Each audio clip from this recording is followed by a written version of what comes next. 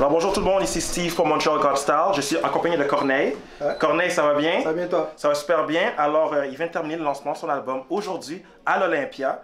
Pour commencer, Corneille, comment on se sent aujourd'hui à Montréal? Écoute, c'est toujours c'est un mélange de fébrilité, de hâte, d'impatience de monter sur scène, de retrouver un public que j'ai pas eu souvent l'occasion de voir dans les dernières années. Et c'est un peu le même sentiment qu'on a juste avant des retrouvailles. J'aimerais savoir, lorsqu'on écoute ton nouvel album, Parce qu'on aime, on ressent encore cette recherche de sens. Comment tu pourrais parler de l'écriture derrière cet album-là? Ça s'est fait l'album s'est fait presque tout seul. J'ai écrit les textes avec mon épouse Sophia, j'ai composé la musique, j'ai réalisé, j'ai travaillé sur les arrangements avec mon pote Marco Volsi. Shout out to Marco Volsi. Marco, shout out. Yeah, man. Donc l'album s'est fait à trois. Ce petit noyau, c'est vraiment wow. ce petit noyau qui a fait l'album.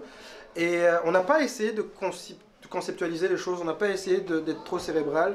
On a fait des chansons au fur et à mesure pour se retrouver finalement avec une œuvre qui, pour nous, était dans le même état d'esprit que mon premier album. Puis finalement, on a fait écouter autour de nous, puis unanimement, le même commentaire revenait. Ah, enfin, on retrouve ton son, premier album et tout ça. D'où Parce qu'on aime, clin d'œil à Parce qu'on vient de loin. Et puis, oui, toujours à la recherche de sens. Toujours à la recherche de sens. Moi, je me sers de la musique pour exprimer des choses qui ont de la misère à passer autrement. Mon écriture est toujours un petit peu autobiographique. En tout cas, je me sers du monde réel pour parler, en essayant de toucher quelque chose d'universel. Puis quand ça marche, c'est une réussite. J'adore ça, puis en plus, on peut sentir cette énergie-là lorsque tu chantes. Mais là, puisque tu as parlé un peu de dans le temps, est-ce que tu as réussi à atteindre ton rêve de star? Le rêve de star, il change. Hein? Il fluctue, il évolue. Mon rêve de star, quand j'ai fait mon premier album, c'est ce que j'explique dans la chanson. Je rêvais d'avoir une Porsche, je rêvais d'être adulé, mais surtout de pouvoir vivre de mon métier pour ne plus devoir avoir un plan B. C'était ça, mon rêve de star. Totalement. Puis plus le temps passe, plus je me rends compte que ce rêve, finalement, c'est même pas un rêve de star, c'est juste un rêve. C'est de pouvoir dire, ça fait 16 ans aujourd'hui que je fais carrière, et ça fait 16 ans que ça dure. C'est ça la grande réussite, parce que quand on commence dans ce métier, on n'a pas vraiment de vision, on n'a pas de visibilité sur ce qui s'en vient. Ouais. On est dans le présent, on est dans les concerts, dans le contact avec le public, puis le prochain album, on le fait quand on est rendu là. Mais on se projette pas dans 10 ou 15 ans là. C'est ça. Ouais. Et je sais que sur mon chemin, j'ai vu beaucoup de gens qui venaient, qui explosaient puis qui repartaient aussitôt. Qui explosaient, qui repartaient aussitôt. Il y a peu de gens qui ont commencé en même temps que moi, qui sont encore là. Donc, et j'ai l'impression que la longévité des artistes se raccourcit de plus en plus. Donc moi, mon rêve qui s'est réalisé, c'est celui-là, c'est celui de la longévité. C'est quoi un message que tu pourrais donner directement à tes fans qui regardent cette entrevue? Ah, les fans, déjà merci. Ça c'est le message, c'est gratitude. Gratitude, merci du fond du cœur parce que vous êtes encore là. Mais avant, tu m'avais posé une question.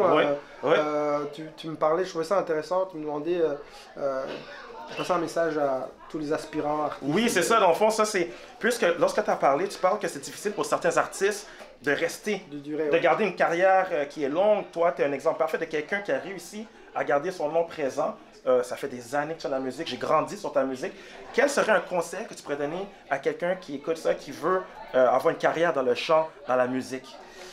Contrairement à ce que les gens pensent, parce que là on a l'impression que c'est une industrie qui est en chamboulement, puis on passe d'un vieux modèle